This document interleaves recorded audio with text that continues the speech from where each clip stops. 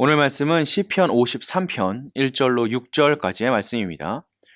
어리석은 자는 그의 마음에 이르기를 하나님이 없다 하도다. 그들은 부패하며 가증한 악을 행하며 선을 행하는 자가 없도다.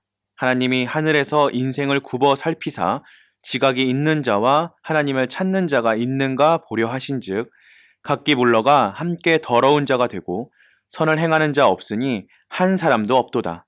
죄악을 행하는 자들은 무지하냐? 그들이 떡 먹듯이 내 백성을 먹으면서 하나님을 부르지 아니하는도다. 그들이 두려움이 없는 곳에서 크게 두려워하였으니 너를 대항하여 친 그들의 뼈를 하나님이 흩으심이라. 하나님이 그들을 버리셨으므로 내가 그들에게 수치를 당하게 하였도다. 시온에서 이스라엘을 구원하여 줄 자 누구인가? 하나님이 자기 백성의 포로된 것을 돌이키실 때에 야곱이 즐거워하며 이스라엘이 기뻐하리로다. 아멘. 다윗이 살았던 시대와 지금 시대의 공통점은 하나님을 부인하는 사람들, 하나님을 멀리하는 사람들이 그렇지 않은 사람들보다 더 많다는 것입니다. 악인들의 입장에서는 눈에 보이지 않는 하나님을 없다고 치부하는 것이 편합니다.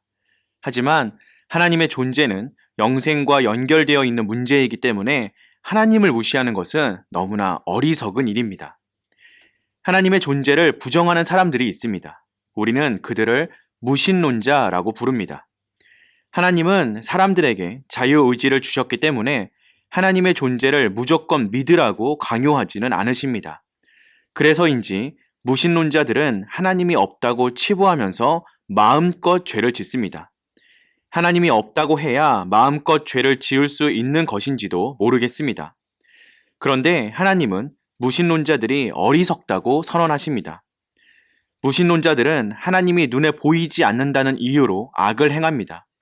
더러운 일을 행하는 데에도 거리낌이 없고 하나님의 사람들을 핍박하기도 합니다. 무신론자들이 어리석은 이유는 지금이라는 순간에 모든 것을 걸고 영원한 것에는 전혀 마음을 두고 있지 않기 때문입니다. 하나님은 그들의 계산이 잘못되었다고 지적하십니다.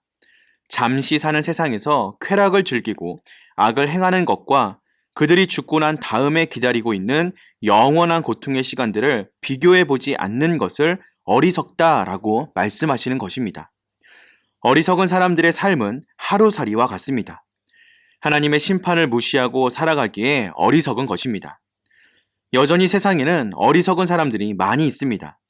하나님과 하나님을 믿는 사람들을 조롱하면서 영원한 것들을 마음에 두지 않는 사람들이 세상에 가득 있습니다. 하나님이 우리에게 믿음을 주시고 믿음으로 하나님을 보게 하신 것이 정말로 큰 복이며 감사한 일입니다. 하나님이 없다고 생각하고 그분의 존재를 부정한다고 해서 하나님이 없어지겠습니까? 무신론자들은 하나님을 보지 못하지만 하나님은 그들을 보고 계십니다. 하나님은 불꽃 같은 눈으로 사람들을 살피시고 찾고 계십니다. 하나님은 하늘에서 인생을 굽어 살피시고 누가 하나님을 찾는지도 바라보고 계십니다.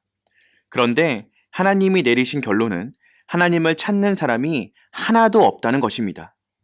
스스로 하나님을 찾는 사람도 없고 선을 행하는 사람도 전혀 없습니다. 인간의 본성이 그만큼 부패했기 때문입니다. 결국 이 땅에 의인은 하나도 없다는 것이 하나님의 결론입니다. 그러나 하나님은 사람들을 포기하지 않으십니다. 스스로 하나님을 찾는 법이 없는 사람들에게 아들을 보내심으로 스스로를 계시하셨습니다. 그리고 그 아들을 십자가에 내어주시며 사람들을 사랑하셨습니다. 하나님이 이렇게 하시는 까닭은 세상 사람들을 구원하시기 위해서입니다. 그냥 내버려 두면 멸망으로 갈 수밖에 없는 이 세상을 구원하시기 위해 은혜를 베푸신 것입니다. 이 은혜에 믿음으로 반응하는 사람들이 구원을 얻습니다. 하지만 세상에는 여전히 어리석은 사람들이 더 많이 있습니다. 하나님을 대적하고 하나님의 은혜를 거부하는 사람들로 세상은 가득 차 있습니다. 먼저 하나님의 은혜를 알고 구원받은 우리가 그들을 모른 척하지 말아야 합니다. 죄인인 우리를 의인으로 불러주신 큰 은혜를 널리 전할 수 있어야 합니다. 하나님이 없다고 판단하는 것은 자유입니다. 하지만 하나님의 심판대를 피할 수는 없습니다. 그래서 하나님을 먼저 아는 성도들에게는 책임이 따릅니다. 하나님은 의인이 없는 세상 속에서 우리를 불러 하나님의 자녀로 삼아 주셨습니다. 심판과 멸망을 향해 달려가는 사람들을 구원하는 도구로 우리를 불러 주셨습니다. 복음에 대한 책임감을 잊지 말고 늘 하나님의 사랑과 은혜를 전하는 데 힘쓰는 저와 여러분 되시기를 주님의 이름으로 기도하겠습니다.